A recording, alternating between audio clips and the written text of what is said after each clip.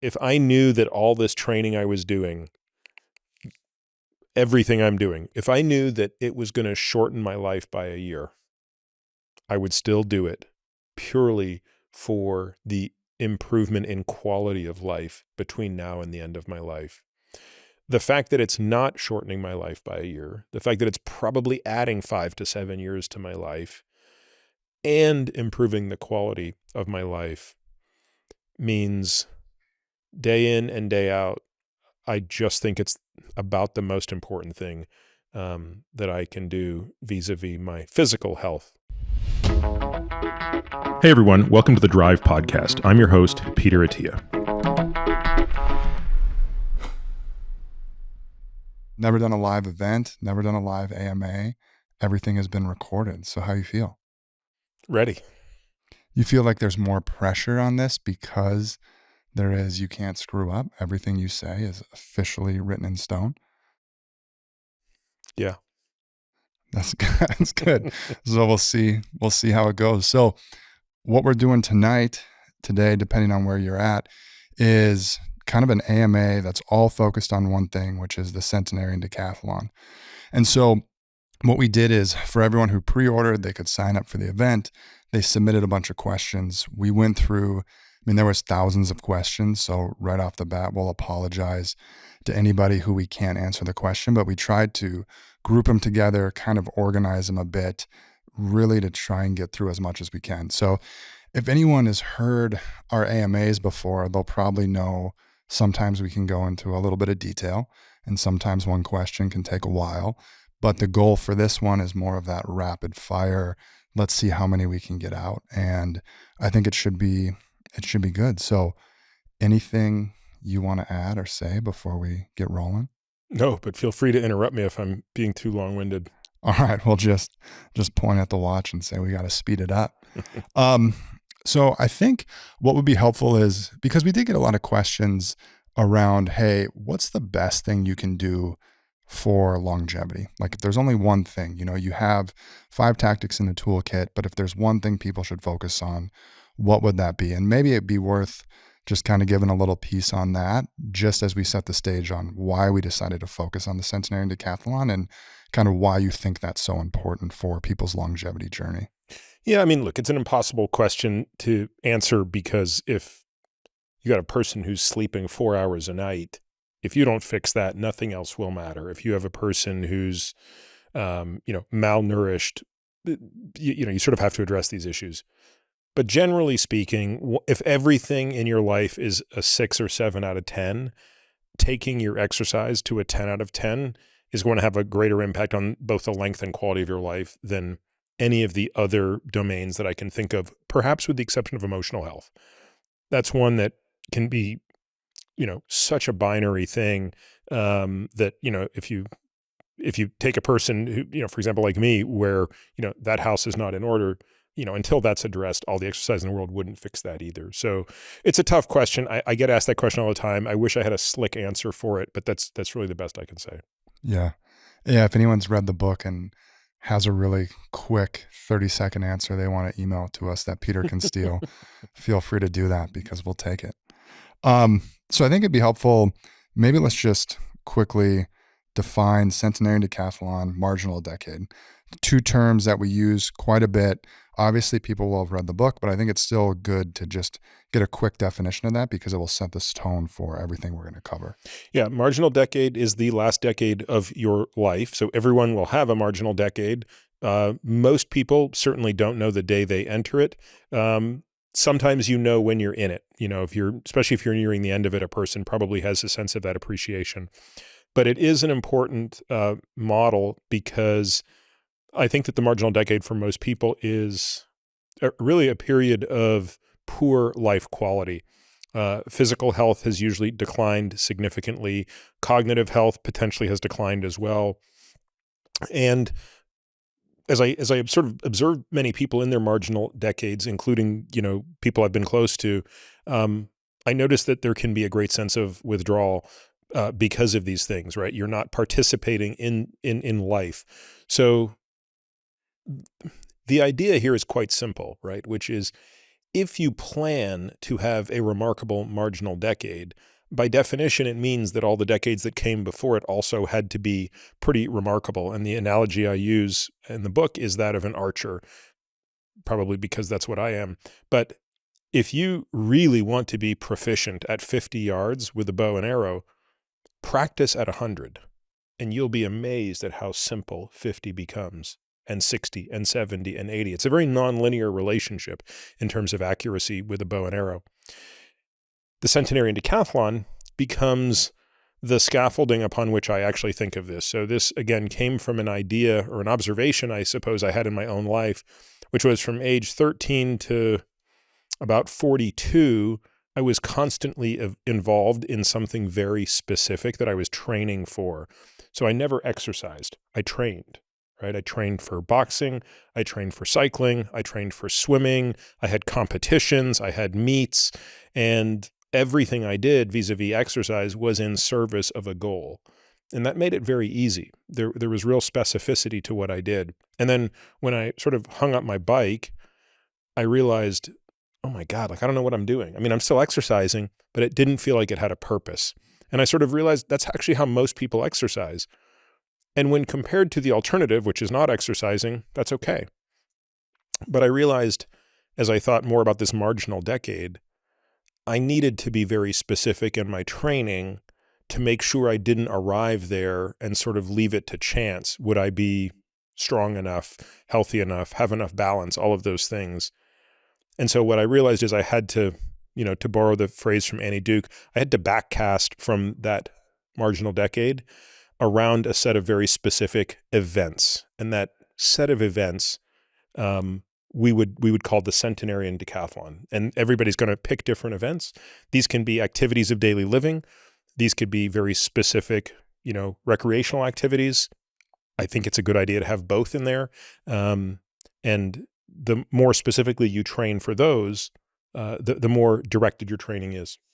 Yeah. And I think what would be helpful right now is, I know you have that list right next to you, is maybe just reading through your list. And again, as you kind of stated, your list doesn't mean it has to be everyone else's list.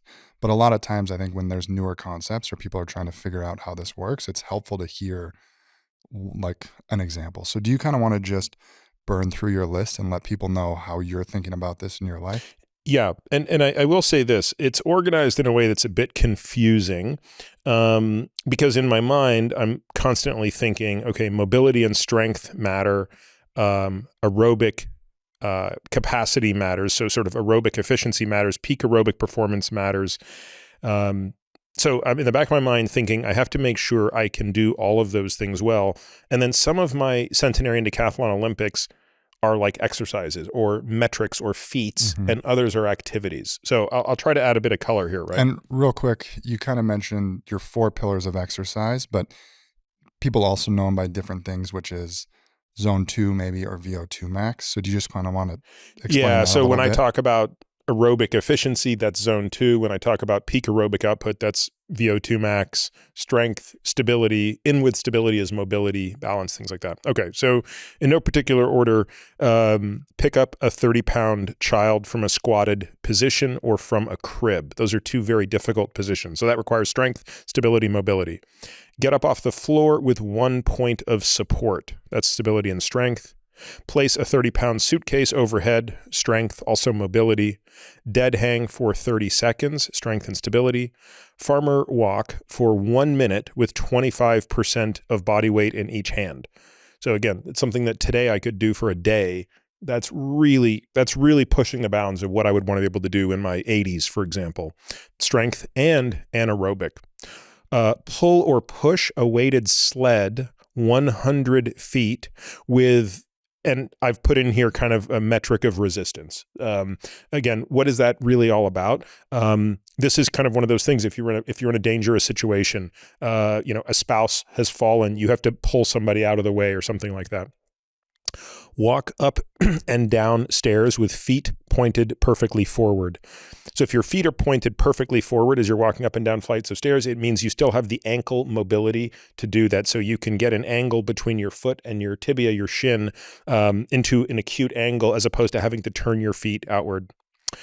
Single leg stand with eyes open for 30 seconds, with eyes closed for 15 seconds.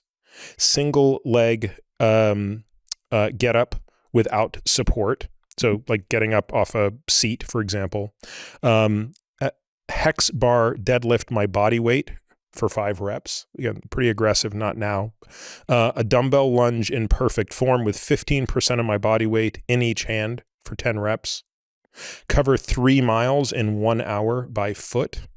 So again, that's 20-minute mile is pretty slow, but if you think about being able to do that in the last decade of your life, carry 20 pounds up 4 flights of stairs, produce a VO2 max above 30 milliliters per minute per kilogram. And if you can do that, that basically buys you a whole bunch of activities. That means you could walk up a 6% grade at 3 miles an hour, for a period of time, not necessarily for an hour, but perhaps for, 20, 15 minutes. Tread water for 10 minutes. Not that I have a plan to, but you think about what's implied. Like that's a very functionally aerobic thing to do. Scale a ledge at shoulder height or pull myself out of a pool onto a deck 12 inches above the water surface. Single leg glute bridge, 15 reps without loading my lumbar spine. And do a plank in perfect form with scapula retracted, no hip sag for 1 minute. So I have several of these lists. There are things that I would add to this that are, or I have on a different list that get more into recreational activities. So I do want to be able to pull a 50-pound bow back, a compound bow that's 50 pounds.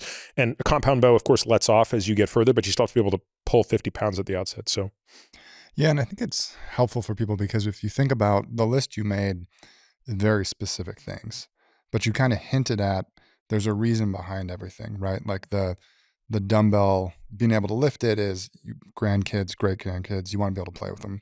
Being able to get off the ground is you want to be able to live by yourself or with a spouse and be able to like fully move, not worry about falling. And so if anyone's having trouble kind of thinking about how they do it, it's sometimes helpful to just take a step back and be like, do you want to live in a city area where you can walk to get groceries and bring them back?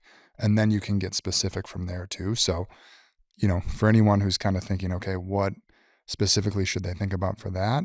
Always feel free to take a step back and then get detailed going forward. Now, you mentioned earlier kind of emotional health. There wasn't anything on your list as it relates to that. And we did get a few questions on that. And also, you kind of talked about how physical and cognitive as you get older is always going to decline. But emotional health on the other end, that's the only piece of health span that can actually go up. And so is it purposeful you don't have that on your Centenarian Decathlon list? Yeah, the Centenarian Decathlon is focusing purely on that physical piece that is invariably going to decline. So it doesn't really get into the cognitive or, as you said, the emotional part, which, if we're really doing that right, should be getting better as we age. And when you talk to your patients about this, because I know you work with every patient, you want them to be able to create this list and kind of anchor back to it because like you said is, you're not training for a marathon, you're not training for a triathlon, you're really training for this. What advice, what encouragement do you give them as they're starting to kind of think through, okay, how do I create this list? How do I start to build this process in my mind? So we've gone through several iterations on this. Initially, we asked patients to do what I did, which is just sit down and come up with the list. That didn't produce as much fruit, perhaps because people weren't putting as much thought into it as I was. It wasn't, it just wasn't something they were spending all of their time thinking about. So what we do now is we give them a list of about 50 items. About half of them are activities of daily living. About half of them are sort of feats of fitness or strength. And we say, pick 10. And we've gone through multiple iterations of this. We used to say, pick as many as you want. That turned out to be, so now it's like, pick 10. And so you have to really think about this. You have to prioritize. What are the 10 most important things to you on this list? And then we ask the question, okay, to do those things, do you know what is required? Do you know what's required to pick up a 30-pound child off the ground? What type of stability is required? What type of strength is required? And how much will that require you to be able to do today based on the extrapolation of how much each of those parameters declines. And one of the questions we got come through a ton was, those are the things you want to do at 100. Well, to be clear, I don't expect to live to 100. If you look at my wall chart, it says 88. So call it in my 80s is probably, where I hope to be. So in your marginal decade. In my marginal decade, yeah. And so how are you thinking about, okay, so if in your marginal decade you want to be able to do that, there's people who are listening who are going to be in their 20s, 30s, 40s, 50s, 60s, 70s, 80s, so the people who are on the younger spectrum of that were kind of wondering, you kind of mentioned you can do all those right now, easy, all day, every day.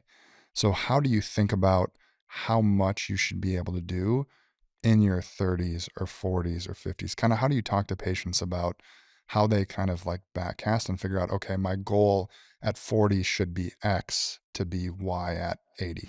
We have a pretty good sense of how major parameters like strength and VO2 max decline with age. And so even though I can do everything on that list blindfolded, it's going to take a lot of work to make sure that my VO2 max is 30 to 32 mils per minute per kilogram in 30 to 40 years, especially if it's closer to 40 years.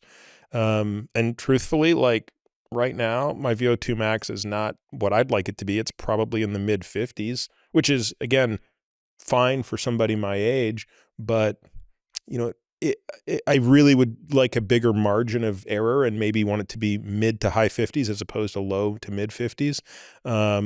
So if you're 30, if you're 20 years younger than me, the bar is even higher.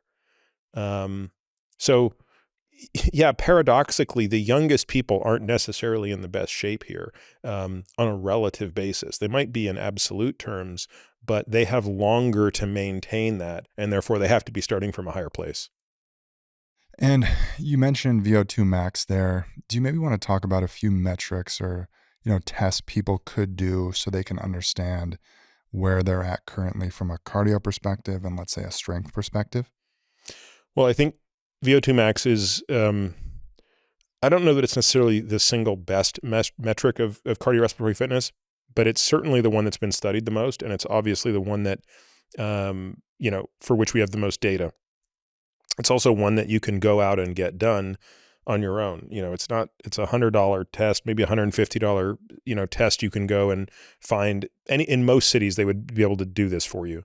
There are also free versions. You can estimate it. You could run a Cooper's test or various versions of these tests, which we've talked about elsewhere. And you can just look that up if you want to know how to do that protocol. So you don't need to even spend $1 to estimate your VO2 max if you're willing to go down to a track and run a mile or something. So the question then becomes, what are some other metrics that go with it? Well, I mean, certainly strength metrics matter. We've talked about some of those things. Good metrics a great metric for both upper body strength and grip strength and a bit of stamina to boot is a farmer carry. And so, for men, we'd like to say a guy in his 40s should be able to carry his body weight for a minute. So half his body weight in each hand. Do you maybe want to explain what a farmer carry is for people who aren't familiar? Yeah, it's literally just carrying and walking. So if a person weighs 180 pounds, can they put 90 pounds in each hand and walk for a minute? For a woman who's 40, we would want to see that at about 75% of her weight. So, just do the math and adjust accordingly. I've talked about the dead hang. That's another great one for grip strength. Again, we have sort of metrics that we would look at. We would say a man in his 40s, we'd want to see 2 minutes of dead hang. For a woman, 1.5 minutes. And then, of course, that gets discounted by, roughly 10 to 15 seconds per decade as you go from 40 to 50, et cetera. There are other, great examples of strength. A wall sit, for example. Can you do a wall sit for 2 minutes? So you're sitting with your back against the wall, your thighs are parallel to the ground, you're not using your hands. And basically this is one way to test leg strength. There are better ways to do it. We typically do this in a more free form where we have people do we have people do an air squat where they're hovering but not using their back for support. So now it's a little more stressful because you're not just using your legs, but you have to stabilize. Whereas on the wall sit, you get all the stabilization for free because you're pushing back into the wall. So, there are no shortage of ways to do this kind of thing, and probably beyond the scope of our discussion now to go through all the different ways. Zone 2, of course, is another really important thing to do. So, there's the technical way it's defined based on lactate production, but again, the simplest way for most people is the RPE way, right? Zone 2 is that threshold where you go from being able to speak while you're exercising, but being uncomfortable, to not being able to speak. And where most people cross that threshold is where you will now start to net accumulate lactate with your activity. And so figuring out and demonstrating that you can generate more and more work at that level, whether it be wattage or speed or whatever your metric you're using, that becomes also just an enormous, way to track your progress. And do you, not to put you on the spot or make it awkward, but I think with RPE and zone 2, sometimes people don't know what that level is of, like, if I'm talking like this, is that okay? Should it be like I can only get one word out every 5 seconds? Do you kind of... No, for me, I mean, it feels like, if I'm on my bike doing a zone 2 and my wife comes in or one of my kids comes in to talk to me, I'm like, I can talk. I'm like, hey, yeah, okay, yep, I got it. Yep, I'll pick them up. Do I want to sit there and talk? No, but I can. Yeah. If I could talk like this, I'm in zone 1. If you and I went for a walk, we're in zone 1. In fact, you've rucked with me. Mm-hmm. Most of rucking is below zone 2, except when you're going up the hills. Which is brutal. Well, then you're not talking. Then you're out of zone 2. So there's very little of a ruck that's actually in zone 2. Mm-hmm. The closest I can get to zone 2 is doing that shuffle run. I can do sort of a light shuffle. But if I'm walking, it's hard, but it's not hard enough. And if I'm walking up a hill, if I'm walking flat, it's too easy. If I'm walking up a hill, it's too hard. And another important piece is muscle mass. And I know you typically will kind of look at muscle mass based on metrics from a DEXA scan. And then there's also, certain percentiles that you want to see patients in. So maybe talk a little bit about that, because that way anyone who's listening to this and is curious, okay, how do I stack up from a muscle perspective? Do I need to increase? Am I okay? They can go out and get one of these done relatively cheap. They're relatively easy to find, and there's a few core metrics. So maybe just talk about that for a second. Yeah, I think everybody should have a DEXA scan. You just have to know this data. You have to know your bone mineral density. I think you have to know how much visceral fat you have, and I think you have to know how much muscle mass you have. Obviously, you're also getting body fat, which is important, but it's not as important as those other three. A DEXA scan will either automatically calculate for you or at least give you the data to calculate for yourself, something called the ALMI and the FFMI. So the ALMI stands for appendicular lean mass index. And again, sometimes it's just spit out in the report. But if it's not, you would simply go to the report where it shows you lean mass for left leg, left arm, right arm, and you add those three up. Make sure they're in kilograms. So if they're in pounds, you have to convert them to kilograms, divide by 2.204, and then divide that by your height in meters squared. And if that's given in inches or feet, you have to make the conversion. So, and then you'll get a number, right? It could be 8, 9, 10 if you're a male, 5, 6, 7, 8 if you're a female. And then there are nomograms that will tell you for your age and for your sex what percentile you are in.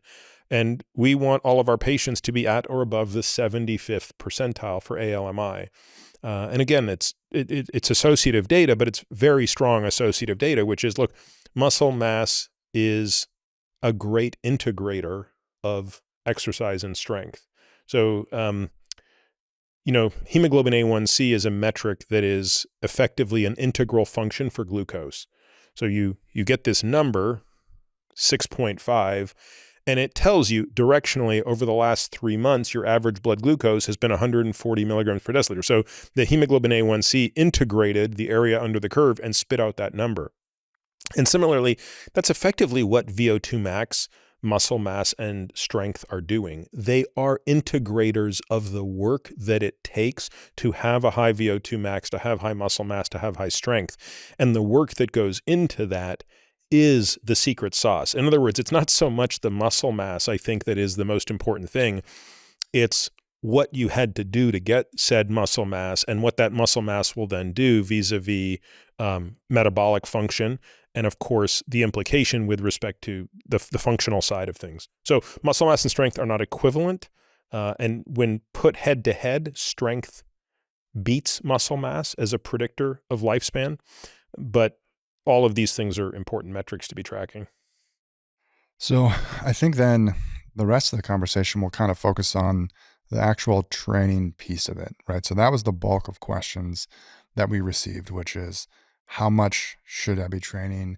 How much in the different pillars? How do you best train zone 2? How often? How many times a week? VO2 max. So I think we'll kind of now start getting into those pieces. But I think what would be helpful is we also received a lot of questions from people who are like, hey, I play basketball 4 times a week. Hey, I play tennis. I play golf. Hey, I do marathons. I go to the gym and I lift. Is that okay? Or how important is it to actually be really specific to train for this and to hit all of those pillars? Well, again, I think it depends on your objective. Everything has to be compared to the alternative. So if a person says, look, I'm playing tennis twice a week, I'm playing basketball twice a week, and I'm lifting weights once a week, am I doing great? The answer is, yeah, you are doing great relative to most people. But I don't think that that's a recipe for success if you want to be in the best shape possible in your last decade. And the reason being is sports like any sport, whether it be, basketball, tennis, swimming, any particular sport has so much repetitive stress in it that you're going to develop movement issues. You're going to have asymmetries in joints, in muscles, and you want to kind of balance those things out as much as possible. So again, if you're, if you want to be able to play golf every week and you're going to walk 5 miles, that's great. But you have to acknowledge, like, every time you're swinging that club, it's asymmetric. So you have to think about, what am I doing to counteract that? Same with tennis, same with basketball.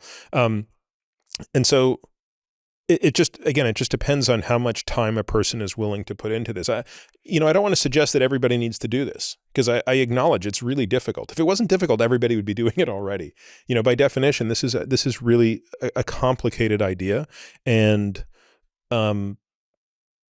maybe I just have the privilege of 2 things, right? One, I got to experience my marginal decade in my 20s, right? I had that back injury when I was 28 that left me unable to walk for 3 months and in so much pain, I didn't know my name for a year.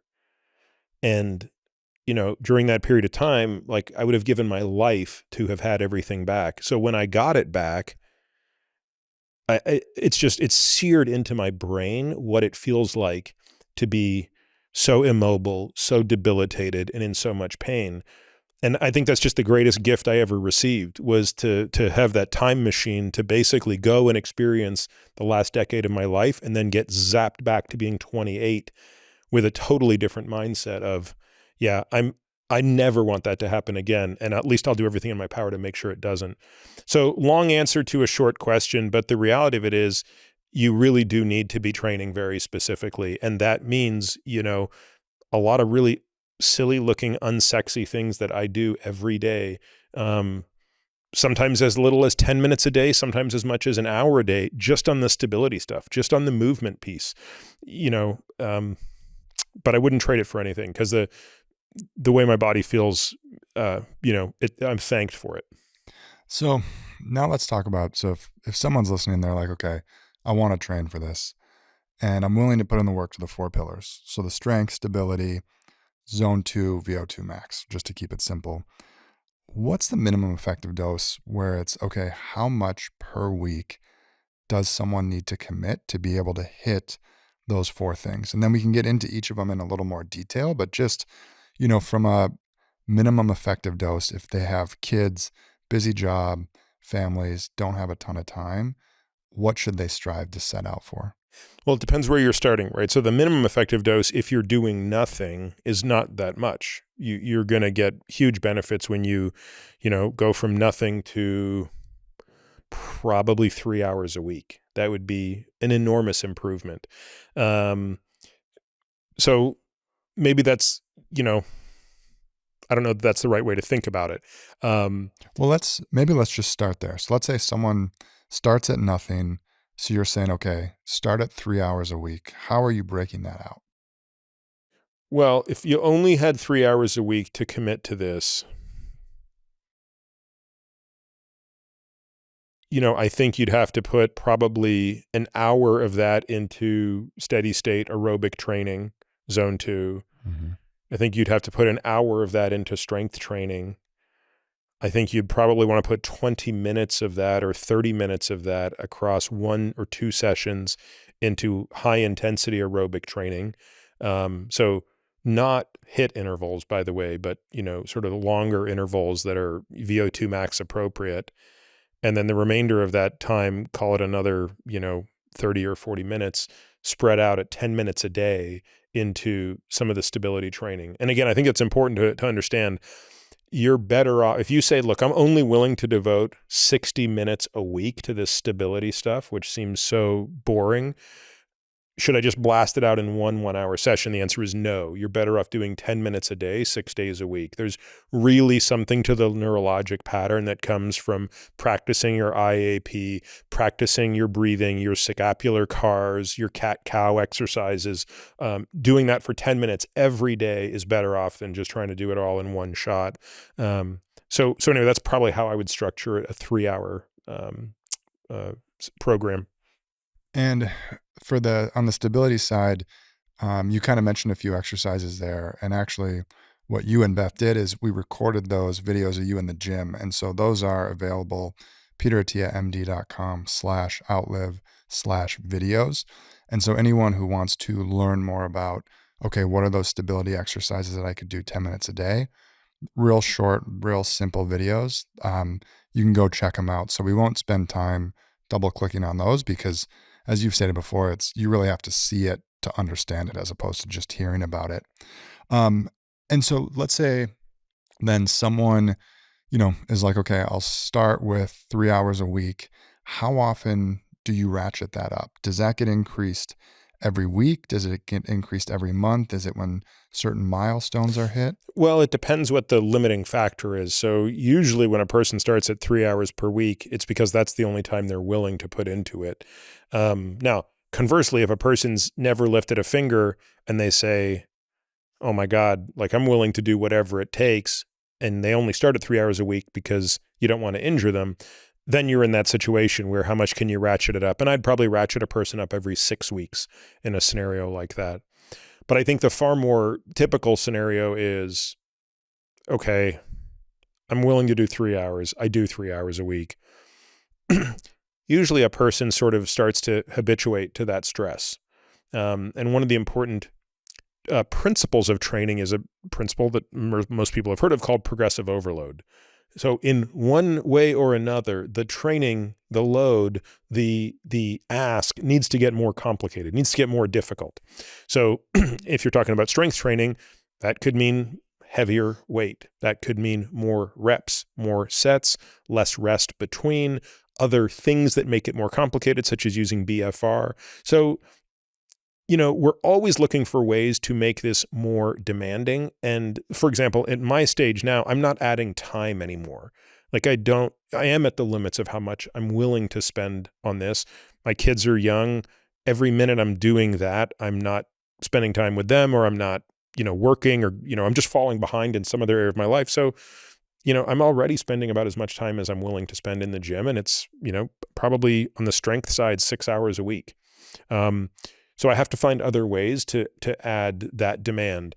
The other thing I would be doing is thinking about where the deficits are. So let's say you have that person that's at 3 hours per week. Maybe their ALMI is already at the 70th percentile and they're actually reasonably strong, but they're aerobic training is an atrocity. So then I'm going to disproportionately add to that as opposed to just equally build all of them. Conversely, we have a patient in our practice who's, upon entering the practice, I mean, this guy's VO2 max was probably above 60, and he is 60, but he's been a lifelong runner. So, but he never touched a weight in his life. So he has, very little muscle mass. And, this is a guy who we're actually saying, look, we're probably going to need you to run a little bit less. And, your running is amazing, and you're very fortunate that you haven't been injured doing it. We want you to keep running as long as you can, but we also have to address some of these other issues because you do have some of the really common issues of runners, some of the very common imbalances and things like that. So in his case, it was like, can we subtract a little bit of running time and start to get you doing strength training? Yeah, so it really is. So people almost need to take just an inventory of what they're doing and where their strengths are. And that's kind of where it's good to know, where is your VO2 max? How does your DEXA scan look? Can you farm or carry what percent of your weight? And if it's high and that piece is good, it's like, okay, keep training that, but then fill in those deficits. What about, so we kind of hinted that the 3 hours per week really is for the people who are time limited. What about different ages? Because we did get a lot of questions of, I'm older. Is it too late for me to start training for this? And if the answer is no, how should I think about that? Because I'm not as young. I can't quite bounce back. I'm not as strong as when I'm younger. They might be coming into this with not as much strength. And so when you have a patient like that, do you think about how they should tackle this differently? Are they on kind of a different program than if someone was 30? Kind of how do you think about that from an age perspective? I mean, look, everybody's different, and age is definitely one of the factors that calls for sort of nuance around programming. But I'll say this, like, and I think I've talked about this on a previous podcast. I don't recall which one. There was a study that was done in Australia that I think we talked about on one of our podcasts, actually, where an investigator took a group of women with osteopenia or osteoporosis. So these women had very low bone density. They'd never exercised in their life. They were, if I'm not mistaken, no one was younger than in their mid-60s. They were probably, in their 70s. And these women were put on a pumping iron regimen. I mean, literally like old school in a gym, picking up weights, walking around. Like, this wasn't like some fancy, posh Pilates class. This was like pick up weights. And I think by the end of this study, one of the women may even got to the point where she was deadlifting her body weight. Like imagine that 120-pound woman picking up 120 pounds off the ground. So while that was a great example because it was documented in a clinical trial, there are so many stories of these things that you just see that I just have to believe that people are far more resilient than they can imagine. And I write about one example of this in the case of Barry. Barry is someone who gets mentioned in I think it's in the stability chapter actually. And here's a guy who traded his health for wealth, right? Which is a pretty standard refrain, and then retired and had all the money in the world and realized, wait a minute, like I can't do anything. My body hurts so much. And if you look at Barry today, I mean, the guy's functioning better than he was 20 years ago. So, I think it really just comes down to being consistent and having a real sense of purpose around this stuff. And obviously you have to be smart about it. I mean, you can injure yourself in the process of these things. So, having someone who knows how to kind of guide that and using common sense is essential. But I would never want anybody to come away from this thinking I'm too old to do anything about it. I think as long as you're breathing, you have a chance to do something about it. Yeah. And on that front, you kind of mentioned osteopenia, osteoporosis. We did get a lot of other questions too outside of age, which is there anything female specific that they should be thinking about as it relates to Centenarian Decathlon? And I know DEXA scan, in addition to the muscle, it can also give bone mineral density, which is very important as we age. So maybe you want to talk a second about kind of BMD and then also why that's something that maybe females specifically should be paying attention to, thinking about, and then ultimately how that leads to how they should be training? Yeah, bone mineral density is very important for both sexes, but women are at a greater risk. And the reason for that is the way bones work, and I'm oversimplifying a little bit, but bones effectively have strain gauges in them, and they respond to tensile stress. So when a muscle is contracting, the muscle via the tendon is attached to the bone, and as the muscle contracts, the bone is compressing. So imagine a strain gauge inside the bone that senses that. Well, that's a mechanical signal that gets converted into a chemical signal, so mechanical to chemical via estrogen. Estrogen is the hormone that does the signal transduction, and that tells osteoblasts and osteoclasts, which are the bone building, bone reabsorbing cells, to make the bone stronger, not weaker. So in other words, the use it or lose it philosophy is at play here, and estrogen is the key link. Now, men and women have estrogen, and it's very important for both sexes. The difference is women lose estrogen precipitously in midlife, and therefore women are more at risk for osteopenia and osteoporosis. Now, for men and women alike, it's very difficult to add bone density after you reach the critical period of maturation, typically in the early 20s. So unfortunately, most of our audience is past that point, right? I'm not sitting here having a discussion with teenagers. But of course, if I am, the answer is load bearing, load bearing, load bearing. Reach your genetic potential while you have a chance. But for those of us who are past that point, the key is how much can you slow the rate of decline? And nothing is more important for that than load bearing activity. And in fact, it needs to be, heavy load-bearing activity. Walking does not count as load-bearing activity. Running, certainly better than swimming or cycling where you're not bearing load, but none of those compare to strength training. So strength training is really the most important piece of maintaining bone mineral density, and it must be supported from an endocrine perspective with the appropriate amount of estrogen and potentially testosterone, and certainly with the correct nutrition and supplementation such as vitamin D and the right amount of protein and things like that. And one of the other questions we received is people were saying, hey, like, what if you can't afford a trainer, maybe don't have a gym to go to? How much of this can you do kind of without fancy equipment, maybe with body weight?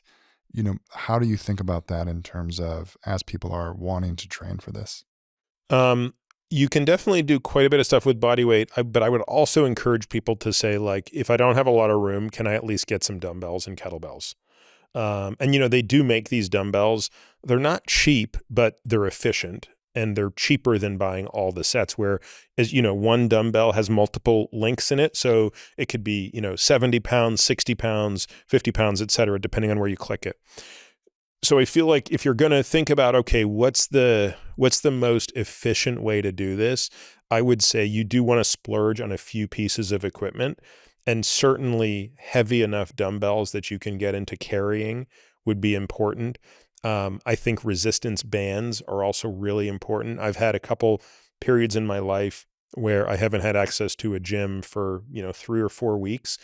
And during those periods of time, traveling with heavy resistance bands was essential. And if I could have added to that, having some dumbbells makes a big difference. So yeah, it's definitely easier if you have access to a gym, or you can go to a gym. Like a TRX is probably another really great piece of device for people who don't know what that is. That's kind of this strap device that you either hang around a rack or something, or you can even put it behind a door. You just make sure the door you're on the right side of the door so the door can't open. And you can do a lot of exercises with that as well. And what about injury? So you kind of mentioned there earlier, just being conscious of if you're starting out just to not get injured. How should people think about this if they're either coming into it with previous injuries, if they're worried about injury, especially kind of in the older population? Is that where the stability work can be much more effective? Is it, if you haven't lifted much weight, start lower and work on kind of positioning and how the movement works? Or how should people think about the injury piece? This is something where I think you just have to be careful. And I don't think it would be reasonable for me to represent that I can offer an answer that would cover that in a broad way. For example, we did, a podcast with Alton Barron looking at injuries of the shoulder, neck, elbow, hand. Was that like a 6-hour podcast? It was very long. It was like definitely one of our 3 longest podcasts, up with maybe Tom Dayspring and Matt Walker. And that didn't even really get into the rehabilitation. That just talked about like what's at the root of it. I've certainly done a number of videos with Kyler Brown where we've gone over some of my rehab foot post shoulder surgery. So I think the truth of it is unfortunately, I hate to say this, it sounds like, but you've got to be able to align with people who understand how to not paint by numbers in their approach to rehabilitation, right? So, maybe one way to help screen for that is basically when you meet a practitioner, just spending some time talking to them about their philosophy around your particular injury, right? So how, for example, before I had my shoulder surgery, I wanted to understand all the details of early versus late mobilization, range of motion, the trade-off between range of motion and stability. These are trade-offs when you're repairing a joint as flexible as the shoulder. You can make it really stable again if you're willing to give up all range of motion and vice versa. So I hate to say it, but I think you just have to become a more involved consumer of your care in that regard. But unfortunately, I just can't offer some blanket piece of advice around injury. But for the most part, even if someone's dealing with an injury, you would highly encourage them to not let them just give up on working out because of that injury. No, if anything, that should be motivation to get better. Injuries, it depends where you are in your life cycle, right? But for most people who I think are listening to us right now, if you have a nagging injury and you take the approach of, I'm just going to sort of ignore it, and it's not necessarily getting better, you're on a very slippery slope. Right. I know someone very well who's had a shoulder injury for the last 6 months, and it's not getting better. It's clearly not getting better, but more importantly, she's beginning to atrophy around it. She's becoming so weak, and her pain is so significant around it that she's altered all of her movement patterns in response to this. And, she's younger than I am. And, so I sort of had a heart-to-heart with her recently and said, what do you think the natural history of this is? Like, do you just think this is magically going to get better when you're 70? No chance. You need to do X, Y, and Z right now. And yeah, that means you're going to have to invest like at least 3 hours a week in doing this kind of rehab to see if you can get this better without surgery. And maybe it will require surgery. I don't think it will actually in this particular case, but it's, the alternative is worse. Yeah. And let's touch on VO2 max again. So a lot of people reached out and said, how should I train for VO2 max? So if you take away the only 3 hours a week to do everything, if it's someone saying, okay, my muscle mass is good, but my VO2 max sucks, what program should I get on? So the first thing to remember is you've got to be spending, if you're really committed to developing your cardiorespiratory fitness, I think I talked about this on one of the podcasts, maybe it was on Tim's podcast. You're trying to maximize the area of a triangle, right? So the triangle has a base and the triangle has a peak. And the goal is how big an area can I get? Not how wide, not how tall. You don't want one that's this wide and this tall, and you don't want one that's this tall and this wide. You want the max. The base is your zone 2. The peak is your VO2 max. From a training perspective, the rule of thumb that is applicable for people like us, i.e. normal people, and the best athletes in the world is roughly 80-20. 80% of your volume is down here, 20% of your volume up here. In fact, some of the really, really elites are probably closer to 90-10. So you're saying no matter if you're just an ordinary athlete or you're the best of the best, it's still roughly the same Tadej Pogacar, who's the greatest cyclist on this planet, 2-time winner of the Tour de France, absolutely mopping up the field of cyclists like they're children. That guy's doing 80 to 90% of his training at zone 2. And I know that for a red fact because we know who his coach is. So then let's maybe talk about that pyramid. So maybe let's just step back and say, I didn't answer your question, by the way, about VO2 max, which we can come to. But yeah. So maybe I was just going to say, maybe let's just cover the whole pyramid. So what's the training of the whole pyramid? If you know it's kind of 80%, 20%, let's break out. So what I that just looks start with like. how much time am I willing to put into this? Now, I got to be honest with you. I wish I could be putting 10 hours a week into cardio. I do. I mean, historically, I've put in 14 to 20 hours a week into cardio up until 10 years ago. So like, I really miss those days. I miss being insanely fit. I miss that terribly. And I miss the joy of that much training. It's simply not possible today.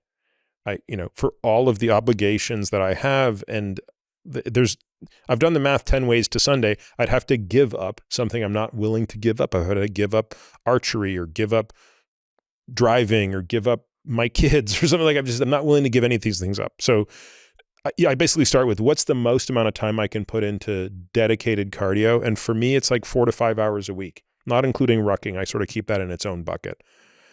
So then it's a very simple calculation. 80% of that time is zone 2 and 20% of that time is VO2 max. And how are you breaking out? Let's just start with zone 2. How many? I divide it into 4 workouts a week. So 4. Tuesday, Thursday, Saturday, Sunday.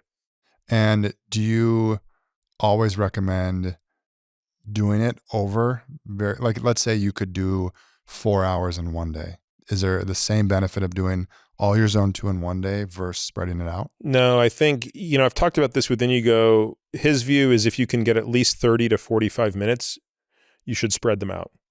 So again, if you're only able to commit an hour to it, it might be 1 hour once or 30 minutes twice.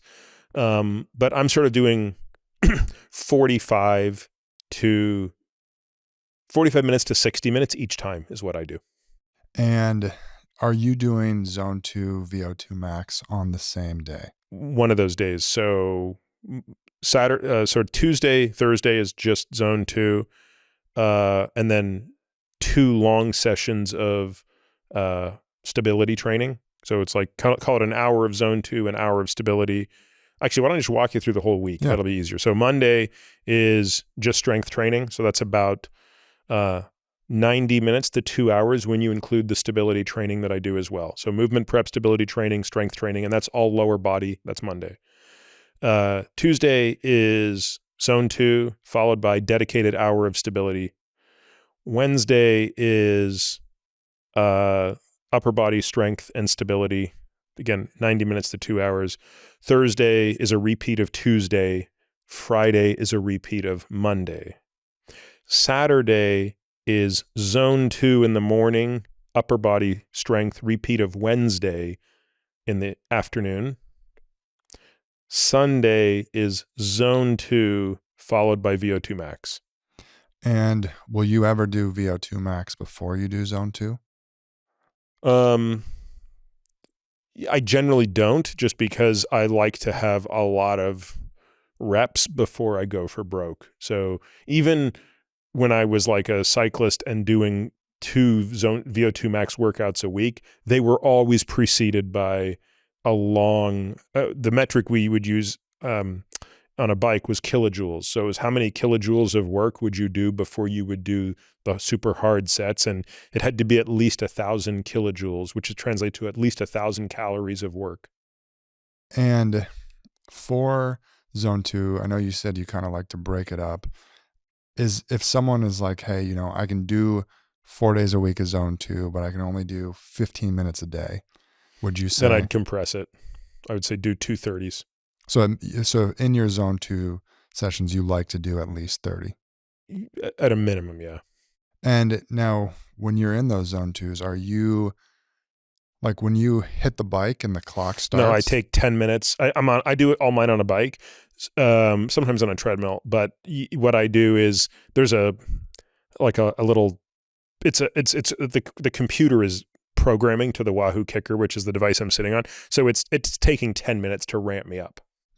And maybe just walk through what modalities can people do zone 2 on? Treadmill, bike. Anything that is steady state. So, you know, swimming is a great way to do it because you can really swim in a pool at a steady state. Running is a great way to do it because you can pretty much run at a steady state. Cycling outdoors is generally hard unless you have specific, like Fiesta Island was a great place to train. I used to train at Fiesta Island because for people who don't know where that is in San Diego, it's where all the time trial bike races were. And it's just a 7-kilometer loop that you can ride on without lights or any, like there's no traffic or anything that gets in your way. But for the most part, like I wouldn't be able to do zone 2 outside here in Austin. It's too hilly and there's too much traffic and it's fits and starts. I can do my VO2 max here because I go to a hill and that's my favorite way to do VO2 max is on a hill that's about a mile long and just do very hard up the hill and then easy down the hill. But a treadmill is another great way to do it. Just kind of a walking incline typically. Rowing machine, if you're really a good rower, you have to be efficient enough. Most people are not efficient enough and they don't have the strength, they don't have the stability to row really well for 45 minutes. Stair climber is another really good one. But it depends. Again, if you're starting out, brisk walking is probably good enough too. Yeah, and we don't have to get into all the reasons of the benefits of zone 2 because we have so many podcasts with Inigo, San Milan people can listen to, but you kind of hinted at another thing there, which is, when you start your zone 2 workouts, you'll ramp up, but also a lot of times we get questions where, hey, I did a 90-minute workout and I was in zone 2 for 45 minutes of it. Am I good? No, I mean, I think what you mean in that question is, like I went out for a 3-hour bike ride today and when I got back, my computer told me I did 44 minutes of zone 2. So 2 issues there. One is that's just a zone 2 based on heart rate. That's generally the worst approximation of zone 2. So zone 2 really is more based on lactate if we're going to be purely accurate or at a minimum RPE. But even if you posit that 45 minutes of zone 2 from your heart rate is roughly accurate, it's not the same physiologically because usually you're passing in and out of zone 2 in that situation. And so you're not getting kind of that constant steady state churn, which you're looking for. What you're really kind of looking for is the harnessing of mitochondrial efficiency. And to do that, you have to be able to push oxidative phosphorylation right to its limit before you trip into glycolysis. And you're at the limit of that glycolysis being the dominant energy source. Whereas if you're on that ride, you're going into and out of glycolysis constantly. So it's not that you're so much in zone 2 for 45 minutes as that you passed through zone 2 for a sum total of 45 minutes, which again, there's still value in that, but not for what we're talking about. Yeah. And what about VO2 max? What modalities can you do VO2 max training on? Here I think it's probably easier in a way, right? Because it's pretty much anything that gets your heart rate up and gets you very tired. Look, it could be an air bike, it could be a regular bike, it could be a stationary bike, stair climber, treadmill, running outside. The sky's almost the limit. It's hard to do it on. It would be hard to do it. I'm trying to think. I mean, heck, you could probably do it with something like burpees is probably pretty tough once you get into something that intense like jumping, because the sweet spot for VO2 max is kind of 3 to 8 minute intervals. So you don't want to be doing things that are so intense that you can't do them for at least 3 minutes. And so that's why I'd kind of hold off on that stuff. I mean, when I was young and I was really fit, I did a lot of it with jumping, but like those, I mean, I can't jump for 3 minutes anymore. Like I don't have, it's just that, I'm not that fit anymore. So I have to rely on easier things. And so what's your current VO2 max workout? So you mentioned kind of 3 to 8 minutes on. Is it? Typically I do 4 on, 4 off is sort of where I spend most of my time. Sometimes 3 on, 3 off on a rowing machine. I got into that quite a bit last summer, but these days, and sometimes, by the way, I just, am in a bit of a rush and I'll just do 1 minute on, 2 minute off at a much higher intensity on the stair climber. So I have one of those like industrial grade strength climbers, and sometimes I'll just go sprint for a minute up the stairs, and then it takes me 2 minutes to get my heart rate back down to about 100, and then repeat that for 20 to 30 minutes. So that's kind of like my poor man's cheating VO2 max workout. But what I really like to do is 4 minute repeats, 4 minutes on, 4 minutes off. And on the 4 minutes on, are you going 100% for the full? Like how should someone think about? Yeah, this is one of those things you have to play with this. There's a this is years and years of practice to know what that feels like. So again, I'm doing this on a bike, so I'm looking at wattage, and my watts are so low now, I'm embarrassed. So I'm not going to tell you what the watts are because they're so much lower than they used to be. But I know, I have a sense of what I need to average my wattage over those 4 minutes. So I might go out at 105% of that wattage. And it feels pretty easy for the first minute. If it doesn't, I've gone too hard. By 3 minutes, I'm very uncomfortable. And at a minute, in that last minute, i.e. at 4 minutes, I don't have much left. So that's, if you go out all out in that first minute, you're not going to get to 4 minutes. You're just going to crash, and you're sort of not in that zone. So it's not, there's no question I positive split the thing, meaning I do more work in the first half than the second, but I don't want it to be more than about 10%. And how much of this can it improve for people, right? So if people are saying, okay, I'm willing to put in the work for zone 2, I'm willing to put in the work to increase my VO2 max. Is this something, if it's been 2 weeks, a month, 2 months, and they're not seeing maybe huge increases, like they should get discouraged? I mean, I don't think you're going and getting your VO2 max tested every 3 months, so it's how should people think about just monitoring progress in order to see if improvements are happening, just to keep people motivated? Well, again, it depends on what modality you're using, but yeah, I don't think you need to test your VO2 max more than once a year. What you're looking for is, so you pick a modality and I'll give you an answer. So let's take bike. Okay. So again, most stationary bikes have a power meter. If you're riding outdoors, you'd probably want to have a power meter. I do think it's the great equalizer. So speed can be misleading because of wind and stuff like that. So you'll know how much wattage you can do. So when you start out, you might only be able to, put out 150 watts for the 4 minutes. But if in 6 months you're putting out 175 watts for those 4 minutes, assuming that your weight hasn't increased significantly, your VO2 max has gone up. Again, the other thing to keep in mind with VO2 max is weight plays an important role in it, because it's your VO2 max in liters per minute divided by your weight in kilograms. So, if the name of the game for you is how do I maximize my VO2 max in total absolute terms, you can really game the system. My VO2 max when I was cycling was high because I was very light, and I was disproportionately light in my upper body. And your upper body is contributing nothing to the VO2 max for most tests, because it's basically tested on a bike or on a treadmill. So you get punished for any upper body mass, and you're only rewarded for lower body mass. So the lighter your upper body is, the better you are.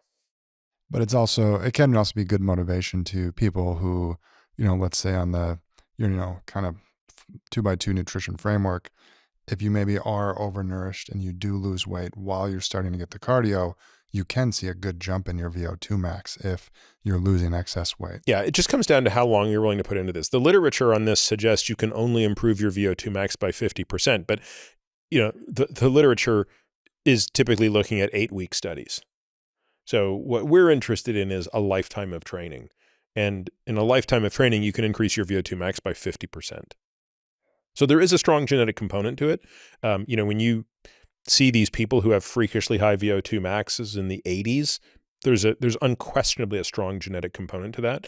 But they're also training like crazy. Yeah. Well, and you kind of hinted, right, which is the goal for people who are wanting to start training for the Centenarian Decathlon for them is thinking about it based on their lifetime horizon, right? So it's not something that's going to play out as I can train for this for 6 months. Like, it's not like I'm going to train for a marathon. After I train for the marathon, I'm going to go back to doing what I was doing. It's, you really do want to create a program that you can keep up with for years and decades. And also you keep that timeline perspective of, okay, I don't need to increase at an insane amount, because what I want to do is not get injured, be able to do something that I can do, find enjoyment out of it, and find value.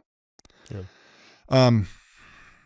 Well, that kind of took us at time. This was a little bit of a shorter AMA for us. We also just kind of speed around those questions, but hopefully people found some value out of it and just kind of to build off what they learned. But any last piece of advice that you would want to give people as they think about Centenarian Decathlon, as they think about their longevity journey? Again, kind of assuming people read the book, what advice would you give them?